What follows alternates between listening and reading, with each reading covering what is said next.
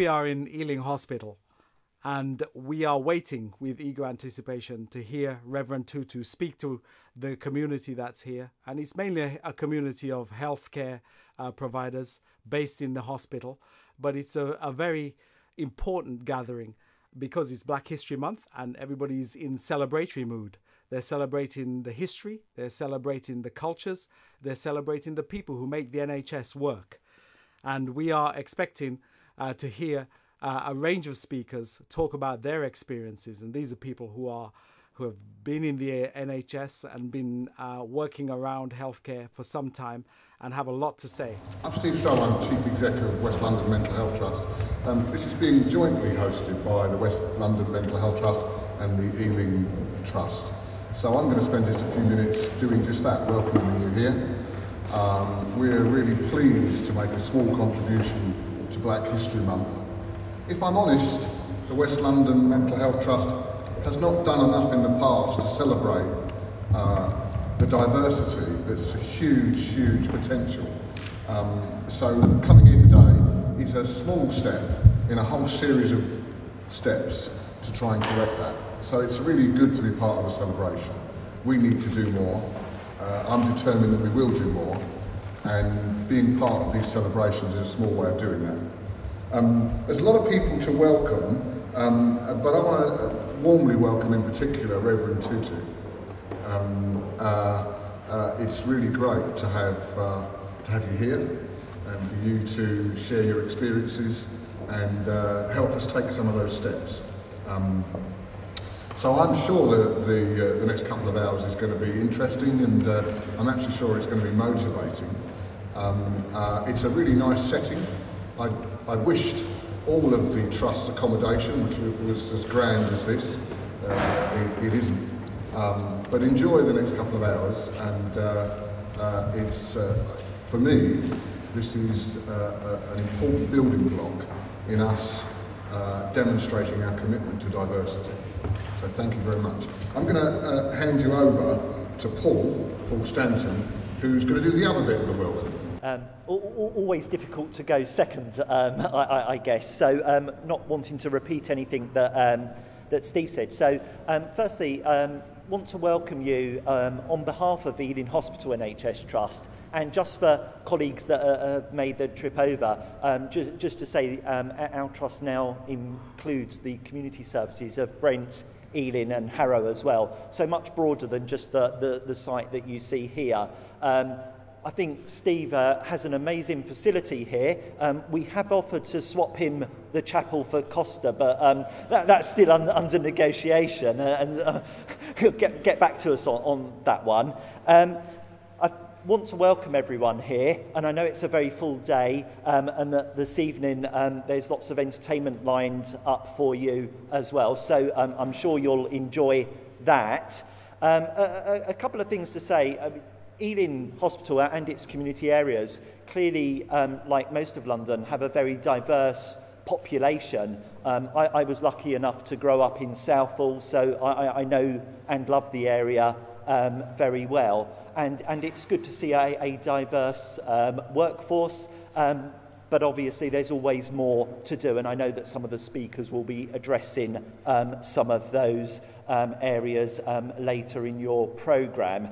And just finally, and I note that we've got dignitaries and visitors here, and I'd just like to say, when I was on the streets of London, probably 25 years ago, marching as a student against apartheid, I probably never thought that I would actually be in the room with one of those people's relative who was actually on the stage. And on a personal level, I'd like to say welcome, and it's lovely to see you here. And if 25 years ago, or probably longer now, we'd have been asked to predict how the world had changed, we probably never could have realised that the world would have changed so much. So thank you for attending, and nice to see you in a happier circumstance than we would have done in the past, perhaps. So that's just a personal throw out. So welcome everyone, enjoy the programme. It's very much your day, and very much a time to get out of it what you will, and go away with hopefully positive and uplifting messages, but realising that actually there's always more that we can do as a group and as a community. Thank you very much. I have the task of inviting you on behalf of the network, the BME staff network here in Ealing and West London Mental Health. We have a very thriving network, and we are always doing things, myself and Maggie, to make sure that we recognize events like these, Black History. And throughout the year, we also do a number of events to promote and to make sure that we are promoting our staff, we are promoting the community, we are doing things, we are engaging with the community, and we are working on behalf of our staff. This particular Black History Month, we have decided to run a series of films, and some of them, it's a pity that we didn't have more people attending, because some of these films were very informative, and I would like to take the opportunity to invite staff who have missed out on some of these films that they can come. It's very educational to see the development of Black history from the continent, from the Caribbean, and so on. So I just wanted to extend a warm welcome to all of us who have come, and especially to our honored guests. You know, as a little boy myself, Paul, you know, you never thought that you will meet the good Reverend one of these days. And I had the pleasure of meeting her daddy yesterday, Archbishop Reverend Tutu, and you know, it was special to meet with him yesterday. So on behalf of the network, I would like to welcome you, and I trust that you all will have a good time with us today. One thing I would like to say, at the end of the program today, we do want to have a photo call. So I'm asking all our invited guests if you can stay behind so that we can have this photo call. Again, welcome. I'll now hand over to our MC for today, Joel O'Loughlin. Good morning, everybody. Sorry, good morning, everybody. Okay, it is a good morning, isn't it? It's a joyous morning. The fact that we're here, we're alive, and we're celebrating ourselves. That's a great thing. So a round of applause for everybody. Let's wake this up. And of course, yes, we have some special guests today, and you'll all want to hear from them.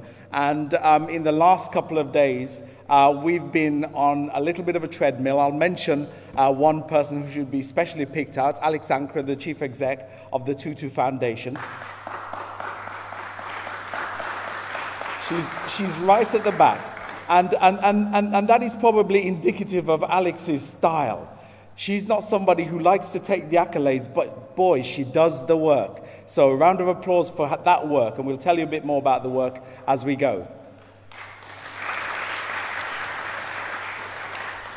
Okay, so what we're going to try to do is to give you some reflections.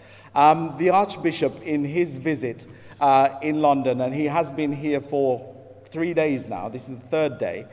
He has been to a number of hospitals. He has a concern about the NHS because I believe he has a history of working in the NHS, and it is dear to his heart. And what is particularly dear is the connections between all of us. And I guess there's no better place than those connections to be made than in the NHS, because at some point, either at birth or through our life, or at the other end of our life, we come in contact with the NHS, and it's a precious organization. It's a very precious organization, but most importantly, cannot be precious unless the people in it themselves are precious. And sometimes we don't feel valued. Is that the case? Yeah? Okay, so sometimes we don't feel valued. Today is a day to value ourselves and others. Let's make sure that whatever we do today, that is something that we leave with. You know, the value of what we do, and we as human beings, we are priceless. And we have Reverend Umpa Tutu, and she will talk about Ubuntu, which is the connections between all of us. I hope she does talk about Ubuntu, and I haven't set up a straw man which she will not knock down. She's a fabulous person, and she has taken the spirit of her father and his legacy and run with it. I have small children, you know, and I'm always impressing on them that they should do the thing that I want. And my last child, you know, I want him to be a doctor, so I keep making him watch these operations on television. You know, and it's very difficult to try and get your children to accept your vision for them. And I'd really like to hear from Reverend Tutu whether it was difficult for her to embrace her father's vision when she does speak. I'm sure she'll share that with us.